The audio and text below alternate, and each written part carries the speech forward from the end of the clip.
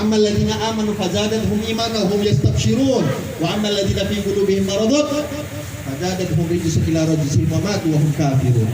Allah sebutkan di dalam Al-Qur'an, ketika Allah turunkan ayat-ayat suci Al-Qur'an, orang-orang yang beriman ketika membaca ayat Al-Quran, mereka akan bertambah keimanannya dan mereka hilang daripada rasa gundah gelana, gundah gelina yang ada di dalam hatinya, semua jadi bahagia.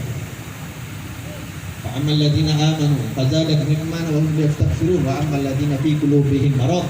Dan ini takutnya sifat yang kedua disebut oleh Allah Subhanahu wa taala adalah sifat yang ada pada diri kita.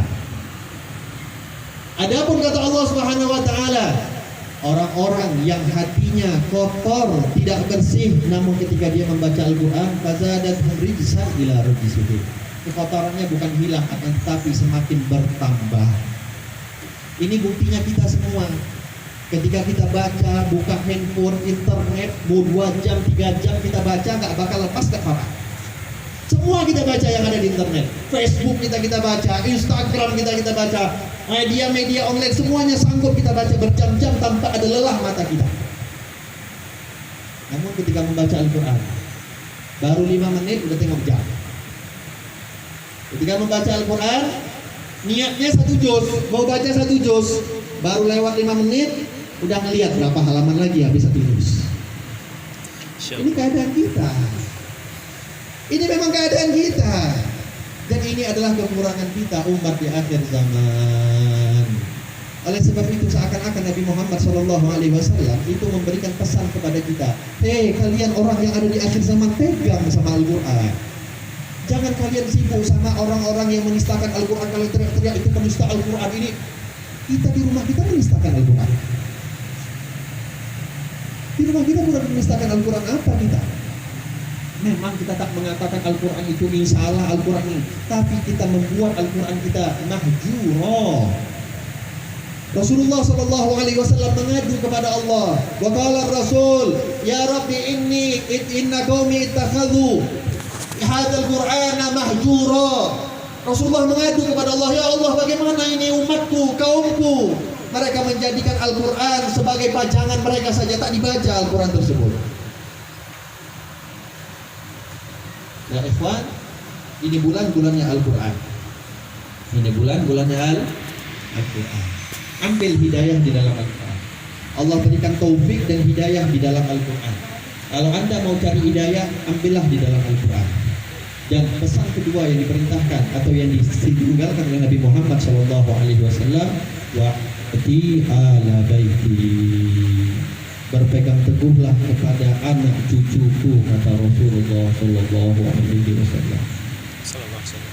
Berpegang teguhlah kepada anak cucuku, kata Nabi Muhammad SAW. Siapa anak cucu Nabi Muhammad? Mereka adalah keturunan Sayyidina Hasan dan Sayyidina Husain. Mereka adalah keturunan Sayyidina Hasan dan Sayyidina Husain, dan mereka tidak akan pernah husnah dan mereka tidak akan pernah hilang sampai nanti di yaumil qiyamah. Bahkan dikatakan salah satu daripada mukjizatnya Nabi Muhammad SAW adalah anak keturunan beliau Nabi Muhammad SAW, satu-satunya keturunan yang sampai nanti di yaumil qiyamah tidak akan pernah terputus selama-lamanya.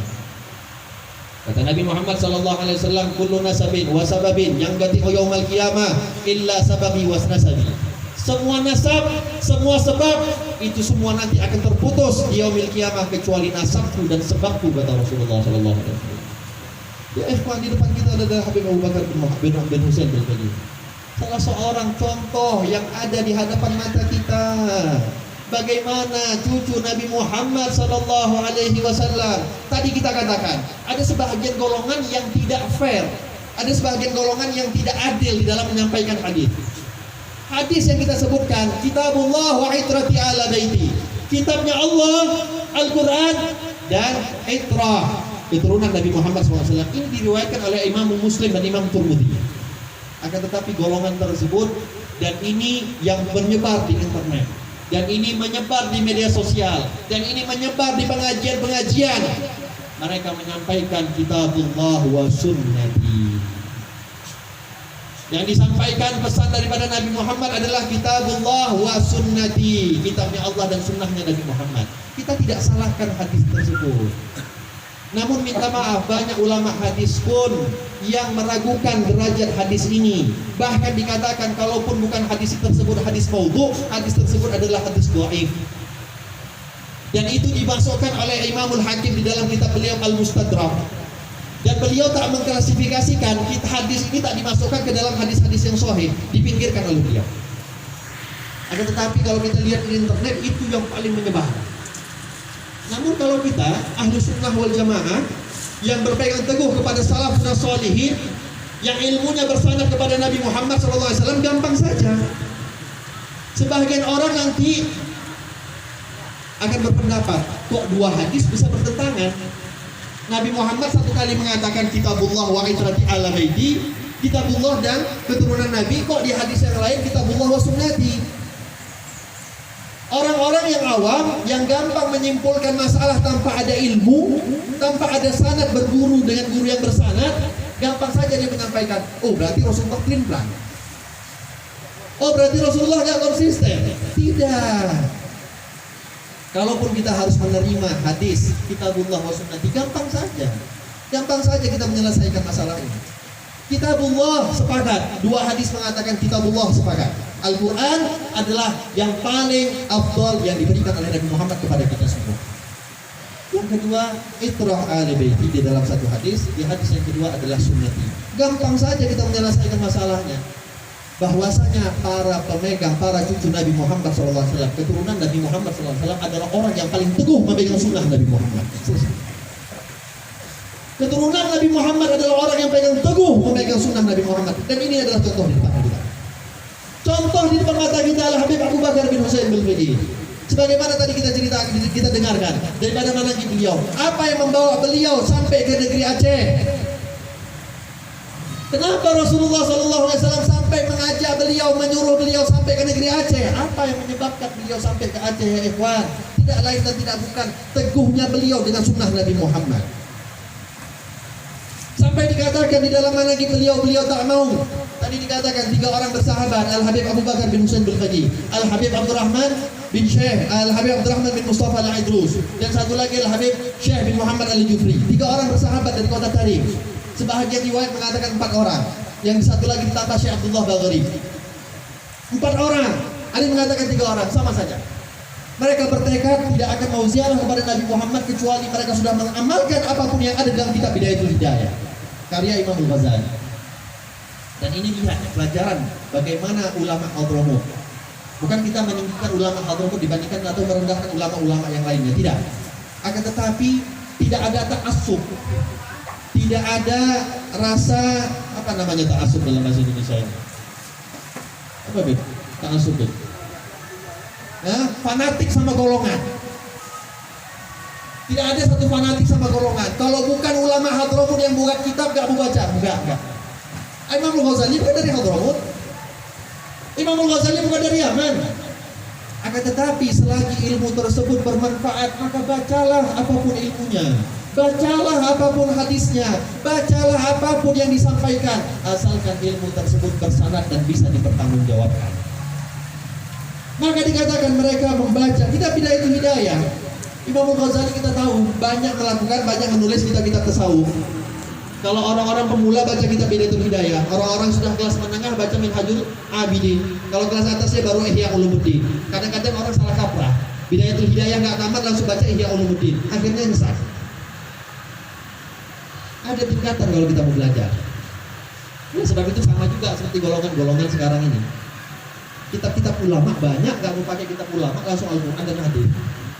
Dari Al-Quran dan hadis. Nggak pakai itu Imam Syafi'i dah, nggak ada Imam Syafi'i. Nggak pakai itu Imam Maliki, nggak pakai. Kita langsung Al-Quran dan Sunnah. Kita langsung Al-Quran dan Rasulullah. Guru kita ada Rasulullah. Siapa yang kenalin Anda kepada Rasulullah kalau bukan berkat guru-guru kita? Mungkin di antara kita, orang-orang tua kita tidak ada yang mengenal Rasulullah kalau bukan ada guru-guru kita yang menyebut nama Nabi Muhammad kepada orang tua kita. Oleh sebab itu jangan sombong lah dalam berilmu, dalam belajar itu jangan sombong. Tadi dikatakan, tak ada ta'assub, tak ada fanatik. Walaupun ulama manapun yang menulis kitab, mereka baca asalkan ilmu tersebut bermanfaat. Sehingga dijadikan mereka bertekad tidak akan berziarah kepada Nabi Muhammad kecuali apapun yang ada di dalam kitab Hidayatul Hidayah sudah mereka amalkan dan sudah mereka hafal semua. Bukan hanya dihafal saja, diamalkan. Dan kalau Anda buka kitab Hidayatul Hidayah, isinya adalah bagaimana Imam Ghazali menyusun daripada sunnah-sunnah Nabi Muhammad SAW dari beliau bangun tidur sampai beliau tidur kembali. Itu adalah kitab Hidayatul Hidayah. Hingga setelah mereka sepakat dan mereka sudah menghafal semua Bidayatul Hidayah, apapun yang terserat di dalam Bidayatul Hidayah mereka amalkan, barulah mereka berziarah kepada Nabi Muhammad. Singkat cerita ya ikhwan, itulah yang membawa beliau Al-Habib Abu Bakar bin Husain Bilfaqih sehingga datang pergi ke Aceh karena apa? Memegang sunnah Nabi Muhammad SAW, berpegang teguh kepada sunnah Nabi Muhammad. Bagaimana keadaan kita dengan sunnah Nabi Muhammad? Berapa sunnah Nabi Muhammad yang kita kerjakan dalam satu hari ya ikhwan, ya ahbab? Banyak di antara kita menyepelekan, masuk ke masjid pakai kaki kanan, keluar pakai kiri, sepele bagi kita semua. Gak peduli makan berdiri atau makan duduk, sepele bagi kita semua. Minum berdiri, sepele, kita menyepelekan sunnah Nabi Muhammad. Oleh sebab itu gak salah kata Rasulullah SAW. Rasulullah ketika itu berbicara dengan para sahabat, hei sahabat, kalau kalian mengerjakan 90% daripada sunnah-sunnahku, kalian itu termasuk orang yang celaka. 90% sunnah Nabi Muhammad dikerjakan di zaman para sahabat, itu para sahabat masih dihitung orang yang celaka. Kata Rasulullah SAW, saya di zaman akan datang satu zaman nanti yang mana mereka mengerjakan 10% saja daripada sunnah Nabi Muhammad, maka mereka adalah orang-orang yang beruntung. Dibalik oleh Rasulullah, 90% di zaman Nabi Muhammad itu orang celaka, 10% di akhir zaman itu adalah orang-orang yang beruntung. Dan kita yakin, wallahi kita yakin itu zaman-zamannya kita.